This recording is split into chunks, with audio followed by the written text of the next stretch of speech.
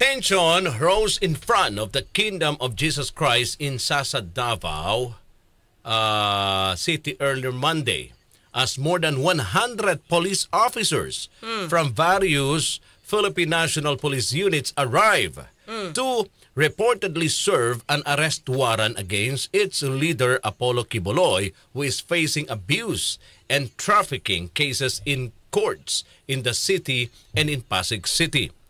Supporters also showed up at the entrance gate to call for justice for the fugitive pastor who remains at large. One supporter also used a megaphone to defend Quiboloy from the issues he is facing. PNP personnel, including some in helicopters, may helicopters pa, no, were able to enter the KOJC compound, but police have yet to give an update on what they found inside. Ang intensyon ng PNP ay i-implement yung warrant of arrest na inisyu ng ating mga korte. So ang pakiusap natin ay maging mahinahon tayong lahat. National Police Spokesperson Colonel Jean Fajardo later said. Oh, yun. Okay. So ang inyong kapulisan ay nandoon for official discharge of their duties. Walang anumang hangarin ang ating kapulisan na magkaroon ng anumang sakitan at anumang pagkakagulo. So sino bang nakumpisa ng gulo rito? Yan ang, I want to take this opportunity also na manawagan muli kay Pastor Quiboloy at iba pa pong mga akusado para maiwasan yung mga ganitong sitwasyon. Sana sumuko na sila at harapin yung mga kasong isinampa sa kanila para mabigyan din sila ng pagkakataon na sagutin itong mga reklamo. At I think yung courts, yung proper venue para sagutin itong mga reklamong isinampa sa kanila. Unang tanong, partner, ba't ganun kadami yung mga police na mula pa sa iba't ibang units ang pumunta to serve ang warrant of arrest? Partner! Oo. Kita ko nga, mas kulang pa nga yun, yung 100. Yung police. Kasi, ma-outnumber sila nung dami mga ng supporters. Okay. Kasi kung walang ganun, ina-anticipate na nila yung partner. That's the reason why kailangan 100. Okay. Pero kulang pa pala. Kulang pa pala yung 100 sa dami ng supporters, partner, na pwedeng humarang. Ang sa akin lang, partner, kasi ganito. Sige, isa-isahin natin, di ba? Sige, partner. Ano ba ang unang hamon ni Pastor Quiboloy? Di ba? Ang unang hamon niya is dalhin sa korte. Tama. Dalhin sa korte. Religious leader Apollo Quiboloy says he would not attend the Senate investigation into the supposed crimes committed in his church, Kingdom of Jesus Christ, even after the Senate Committee on Women had summoned him. In an audio statement posted on social media, Quiboloy says he was already wrongly convicted in the Senate hearing, adding he won't subject himself to unfair statements. However, the pastor says he would only show himself in a court of law, challenging Senate Committee on Women Chair Senator Risa Ontiveros to bring the witnesses' allegations to court. Diba? Even yung kanyang mga sumusuporta sa kanya, yun din ang sinasabi. Panawagan sa ating mahal na kaibigan at mahal na compatriot kay Pastor Quiboloy na total ito po ay nasa korte na. Mas maganda po sana na makapagpakita na siya. Di ba? Dalhin sa korte, doon na dinggin. Di ba? Kasi doon sabi siya hindi bias dahil di ba sinasabi niya si Senator Ontiveros ay bias. Na prejudge na siya. Ito. At hindi daw in aid of legislation. di ba? So ngayon, na nasa korte na. Ito na, binigay na yung hiling nyo. Ano na? Diba? Ano na? Hindi rin kayo susunod? So, kung totoo na gusto nyo na sa korte dapat dinggin lahat ang mga reklamo, bakit nagtatago kayo ngayon? Diba? Pangalawa, partner, sa akin nagtatago kayo ngayon. So, ano na yung haharapin nyo? Kung nirereklamo kayo at di naman kayo guilty, sana kayo haharap? Ayaw mo rin naman sa US, partner. Diba? Ayaw niyang dali siya sa US, di ba? Ayaw niyo rin dito sa Korte ng Pilipinas. Ayaw niyo sa Senado. Saan niyo gusto? Baka sa korte nila. Ay, baka. Yun May yun. korte ba sila? Diba? Hindi pwede yon, partner, dahil iisa lang yung batas natin na sinusunod dito sa Pilipinas. Oo. Diba? Ang sa akin lang, partner, ganito. Naninibago ba sila?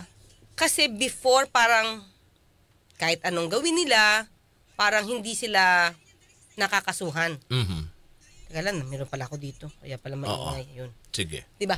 Meron palang partner. Diba, dati na itong inadmit, ulitin ko ulit mga kayubi.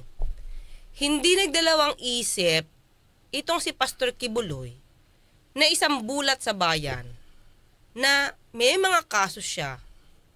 Meron siyang mga issues siyang nasadlakan. At ang lumalakad, partner. Hindi ko sabi ko na illegal Basta lumalakad si dating Pangulong Duterte. Okay. 'Di ba? Kung anong klaseng paglalakad 'yon, 'di ba? Siya yung lumalakad, siya yung umaayos, hindi na namin alam. Kayo lang nakakaalam niyan. So that time, sabi ko nga, yung lupa dapat isi-sequester, inayos ni dating Pangulong Duterte. So ito rin ba? Kaya ba kayo nasanay na alam nyo hindi kayo makakasuhan, lalo na especially sa Davao kayo? Dahil ang case, partner, pag criminal case, alam naman natin, jurisdictional to. Kung saan naganap, di umano, ang isang criminal, let's say Davao, Davao City, doon kayo naka-office, doon ang residence nyo, doon allegedly nagawa yung krimen, doon lang isasampa yun, partner. Oo. Kung malakas ngayon, talaga, si dating Pangulong Duterte at ang pamilya Duterte, kasangga nyo. At nilakad. Talagang wala kayong katatakutan. Wala na ngayon yun Oo. Wala na ngayon yung lakad-lakad kasi lahat ngayon, partner, dumadaan. Ito may proseso. tanong si Chopaeng. Pwede ba daw kasuhan yung mga supporter kanina na humarang sa pag-aaresto kay Pastor Kibuloy? Although, hindi nga nila, partner, nakita. Diba? Hindi nila na-aresto kasi wala nga sa lugar. Hindi nga alam ng ating mga kapulisan kung nasaan si Pastor Kibuloy. Ito yan, partner. Sige, Chopaeng nga, iisa-isahin natin, tutumbukin ko yung katanungan. Oo. Doon kasi sa KOJC, partner, itong nakita natin sa kasi 3 compounds ang pinuntahan Okay. So definitely, may warrant of arrest. Oo. Issued ito by the court. So ibig sabihin, legal yung kanilang gagawing proseso or pagsiserve ng warrant of arrest. Diba? So pinasok nila, hindi nila makita. Now, partner. Pero partner, saglit. Okay. Punta muna tayo ng Davao. Ayan na, sige, go. Nandun ngayon sa compound mismo ni Pastor Kibuloy ang ating senior reporter from RMN Davao na si Rajuman Curvy Manzon. Ating alamin nga yung sitwasyon doon mismo ngayon, partner. Mayong gabi, Rajuman Curvy Manzon ng RMN Davao. Curvy! Yes, magandang gabi, Rajuman Rod and Attorney Claire. Yun nga, muli namang nakaantabay hanggang ngayong gabi sa mga oras na ito ang mga supporters, mga missionaries ng Kingdom of Jesus Christ or KOJC leader na si Pastor Apollo Kibuloy para naman na protektahan ang kanilang compound sa umano'y banta ng pagtatanim ng mga illegal drugs at iba pang ebidensya laban sa kanilang pastor o itong muling paglusob, Rajuman Rod, ng otoridad kung saan kanina ng umaga ay pinuntahan at lumusob itong otoridad sa pangunguna ng CIDG at ng iba pang law enforcement unit. Ngunit yun nga, nagkaroon ng komosyon sa mga lugar kung saan pumunta o nagkaroon daw lumusob yung ating otoridad dito nga sa mga compound ni Pastor Apollo Kibuloy na siya pinaghahanap. Particular na dito sa isang paaralan at simbahan sa may Buhangin, Davao City o itong malapit sa airport at gayunman yung mga areas o propiedad ni Pastor Apollo Kibuloy sa Maitamayong Kalinan dito rin sa Davao City at sa kanyang resort doon sa Samal at sa iba pang mga properties ng nasabing religious leader. Yun nga ay nanatiling bigo ang PNP at ang CIDG na matagpuan si Pastor Apollo Kibuloy matapos na hinanap ang iyong mga lugar kung saan posibleng nagtago ang religious leader. Sa panayam naman ng DXBCR ng Davao kay Police Major Catherine De La Rey, ang tagapagsalita ng Police Regional Office or PRO 11, Sinabi niyang negatibo sa presensya ng pastor ang mga lugar na posible niyang pagtaguan at wala pa silang natatanggap naman na report kung nasa Region 11 pa ba or Davao Region or sa Pilipinas pa ba ito. Ngunit wala pa namang impormasyon na nakalabas ng bansa ang si Pastor Kibuloy kung saan mahigpit naman ang monitoring ngayon upang hindi makalabas ang nagsasagong pastor na nahaharap naman sa maraming kaso. Dagdag pa na naghihintay na lang din ang opisina ng Police Regional Office or PRO11 sa reklamo kung saan kanina nga Radyo Man Road Attorney Claire nagkaroon ng komosyon. Yun nga ay kaninang alas 3 ng madaling araw ng lumusob. Maagang lumusob itong mga otoridad natin at yun nga ay nakaantabay doon sa gate, malaking gate ng simbahan at paralan. Radyo Man Kirby, oo. Yes, so, yes. hanggang sa mga oras na ito, marami pa ring mga supporter ni Pastor Kibuloy ang nandyan sa dito sa mga ari-arian, yung compound nila at yung iba pang mga ari-arian ni Pastor. Yes, kung makikita natin may update din itong media entity na pagmamay-ari ni Pastor Apollo Kibuloy at makikita natin na dito sa Davao City as of this time umuulan dito sa Davao City at yun nga ay hindi nakapagpigil itong panahon para sa mga religious should I say mga supporters ng religious leader upang mapigilan itong posibleng paglusob. Hindi natin alam kung saan nila na-monitor na hindi naman nag-kumpirma itong otoridad na lulusob uli nang sila ay pumunta sa mga itong property si Kibuloy kaninang umaga. Ngunit yun nga ay posibleng may sila'y na-monitor na impormasyon kaya naman sa nakaambang paglusob ng otoridad ay ito nakaantabay na sila sa compound ng o propiedad ng nasabing religious leader. At ang hinala nila baka posible daw magtanim ng illegal na droga kung ano-ano pa. Kaya sila nakabantay dyan. Yan yung ang kanilang sinisikap ngayon na hindi mangyari Radyo Man Road at Attorney Claire na upang hindi mataniman umano na itong mga ebidensya na illegal na droga at iba pang posibleng itanim ng otoridad. Sabi nila po. Okay. Kirby, tanong ko lang, ano ang impormasyon ng miyembro ng kapulisan natin na nandito pa si Pastor Kibuloy? As of sa nalalaman po namin balita dito, based sa aming pag-verify po ng mga impormasyon, is wala talagang o hindi alam ng itong otoridad natin kung saan nagtatago talaga ang pastor. Kaya nga kanina ay nabigla sila ng hindi lang isang area or isang lugar. Lumusob yung ating otoridad, yung CIDG at itong Special Action Force or ang SAF, kung di lahat ng mga propiedad ng pastor, linusob nila at yun nga, negatibo pa rin. Yun nga ang hindi natin ma-verify kung still nandito pa sa Davao Region ang pastor kasi hindi rin masagot ng PR11 kung sila ba'y may konkretong impormasyon patungkol doon sa talagang specific na lokasyon ng nasabing religious leader. Pero Kirby, yung bang mga compounds ba, nagalugad ba siya? Wala ba sila nakita, let's say, tunnel, basement, bunker? Alam ba nila kung paano na-construct yung mga structure dyan para, sabi nga, masabi na nagalugad na yung buong lugar?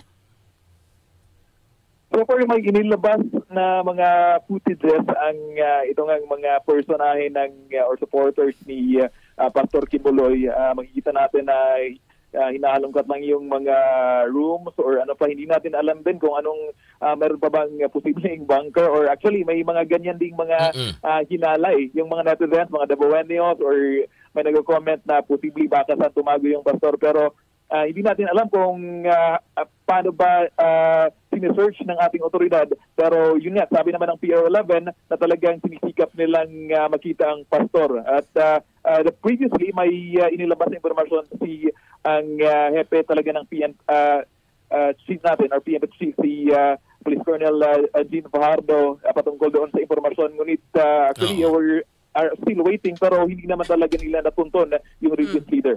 Ano ba ang pinoproteksyonan ng mga supporters dyan? Si Pastor Kibuloy o yung compound? Actually, si Pastor Kibuloy at the same time yung compound nila, yun nga ay talagang kanina, Pero wala si makikita natin sa mga placards at panawagan ng mga supporters nila, talagang sila'y naggalit, no, sa itong ni Pangulong Ferdinand Bongbong Marcos Jr. dahil umano sa panggigipit sa pastor at kaya naman apektado naman ang kanilang mga miyembro. So wala silang balak, if ever man nandiyan dyan si pastor, wala silang balak isuko si pastor sa mga kapulisan? Talagang matindi at mahigpit ang kanilang paniniwala na talagang walang sala si Pastor Apollo Kibuloy. Kaya yun ang kanilang hiling sa gobyerno na talagang parang hindi raw wala ng respeto si Pangulong Ferdinand Bongbong Marcos or ang current administration dahil yun na binalikan nila yung panahon na tumulong umano ang itong media network or media entity ng pastor nung if maalala natin yung presidential debate, parang doon yun parang naging popular ang si Kirby, BBM. so pag natulungan sa pagpapromote, sa campaign, kapag allegedly nagkasala ang isang pastor, dapat hindi huliin kasi nakatulong sa pag-campaign? Ganun ba yung kanilang iniisip? So far as the supporters of Pastor Kibuloy are concerned, yun ang kanilang bukang bibig. At yun nga, nakalagay sa kanilang placards is justice for Pastor Apollo Kibuloy, stand for truth, at ano pang sinasabi nila na talagang proteksyonan ang religious leader. So yun talaga yung hinihintay natin kung saan talaga nagtatago itong pastor, pero as of this time, negatibo talaga. So Kirby, ibig sabihin, pag sinabi injustice, anong gagawin sa kaso? Ano yung yung nasa isip nila? I-dismiss na lang? Ganun nang walang hearing? Ganun yung dating? Kasi ganun yung dating Kasi ngayon, Kirby, let's face it, may case. May warrant of arrest. Hindi naman pwede makialam si Pangulong Duterte sa kung ano magiging decision ng judge. 'Di ba? So ano yung nasa isip ng mga supporters? Justice for Pastor Kibuloy. Anong gagawin sa case? Anong pending bang petition na ginawa ng lawyer? Kung malilift ba yung warrant of arrest? Kasi kung walang magagawa si lawyer as of now, dahil kung denied yan, they have to face the reality. They have to face the court. 'Di ba? So ang gusto nila is itago lang si pastor. Ganon? Posibleng ganyan yung mga perception or mga paninindigan nila. Kasi naman, kahit noon pang mga lumabas yung mga issue, yung mga kaso ng pastor, even not just here in the Philippines, but of course, outside the country, like sa US, ay talagang sila ay naninindigan, naniniwala talagang hindi nagkasala ang pastor. Talagang, kung alam niyo lang kung gaano ka-loyalist yung mga supporters ng pastor. Kaya ano pang ibibitawan or ibabatong mga issue sa pastor, talagang titindig talaga sila. So, ganyan yung makita natin sa supporters ng Pastor Apollo Kibuloy. So, Kirby, ibig sabihin, parang hindi na sila nininiwala, nagugulong ang hustisya sa pamamagitan ng korte. Kumbaga, sarado na yung isip nila na dapat walang case whatsoever, dapat wala. Ganun ang dating, Kirby. Parang gano'n ang dating. Kasi actually, kung meron kaming na interview ng Davao Media, interview natin si Senador Bato de la Rosa. Actually, he is a good friend, a close friend of Pastor Apollo Kibuloy. He said nung interview, nakaraang mga buwan is that kung pwede ay harapin na lang ng pastor ang kanyang kaso. Of course, ibinabato sa kanya, may mga allegations sa kanya. So, he should face it. Pero kung tatanungin naman natin yung mga supporters ni Pastor Apollo Kibuloy, talagang wala silang mga ganong mga binibitawang pahayag na talagang pastor, harapin mo na yung kaso mo. So iba talaga yung dating ng mga supporters ng pastor. Malamang kasi, Kirby, yan din ang tinuturo ng pastor sa kanila. Kaya yun din ang pinaninindigan nila. Di ba, Kirby? Yes, yan yun. Yung actually interview ng media sa mga supporters, talagang binabalikan nila yung kabutihan ng pastor, yun ang pagpapaaral sa mga kapatid nila at gano'n. So parang nabura na yung mga kumbaga hinaharap na mga iso ng pastor. Okay. Yes. Thank you, Kirby. Okay, Kirby. Hindi, follow-up lang partner kasi sabi mo mga wala bang nakita yung mga mga otoridad na kuweba ba o kung tunnel ba dyan. Paano ba nila sinerve kanina? Nakapasok pa talaga sila mismo doon sa bawat... Di ba iba yatang kwarto yan di ba? Kasi may mga... Well, di ba may mga akusasyon nga ang mga supporter na sinaktan sila? Kirby? Yes. Actually, kanina, pinasok or pinuntahan ng otoridad yung compound ng KOJC, particular na sa may buhangin doon sa malapit sa Davao Airport. Pinapasok sila actually. Actually si nag-video si Attorney Israelito Torion ang yung Israelito Torion, yung legal counsel ng KOJC, at yun ay pinakita yung mga rooms kung saan posibleng andun ang presensya ng pastor. Pero hindi natin nakita doon sa video yung posible pang mga pasikot-sikot or posible pang mga rooms na kung saan posibleng nagtago ang pastor. So pati yung kanyang partner, yung parang kingdom of yung kanyang mountain of ang tawag doon. Panasok din, di ba? Pinasok Tatlo, ba din Kirby? yun? Tatlo yun eh. Isa sa Samal. Actually, yung Glory Mountain bang tawag doon? Oh yes, Glory Mountain that's located po sa Kalinan dito sa Davao City. So talagang bukirin na bahagi yan o parte dito sa Davao City kung saan doon yung Glory Mountain. At doon yun nangyari actually yung matinding kurson kung saan talagang pursahang pinasok ng otoridad, minartilyo or ginagamit nilang hard objects upang masira yung gate. At doon may dalawang mga personahe or membro nitong ni Pastor Apollo Kibuloy na pinusasan dahil na rin siguro sa pagpigil sa kanila na makapasok sa nasabing compound. So, Kirby, isa na lang. Diyan pinaka naging mahigpit ang, kumbaga, ang pagtatalo? Diyan sa lugar na yan? Sa Glory Mountain. Diyan sa Glory Mountain. Doon lang. Lawak yan, partner. Sobrang laki niyan Kung hindi niya nalibot at ganyang kahigpit yung mga supporters doon, dapat may maamoy-amoy sila doon sa loob. Pero nalibot ba lahat? Kasi di ba ang dami ding mga otoridad ang pumunta Naikot ba nila lahat yung yung Glory Mountain? Yung Glory Mountain, wala na tayong nakitang footage kung talagang naikot nila. Pero yun nga ay talagang naging kursahan yun. Actually, dito sa Davao City, sa Davao Airport, ang kanyang compound is sinabuyan din ng tubig ng mga supporters ng ang otoridad. Kaya talagang hindi namin expect na ganyan ang mangyayari ngayong araw dito sa Davao City na talagang nakatutok doon sa iso ng pastor.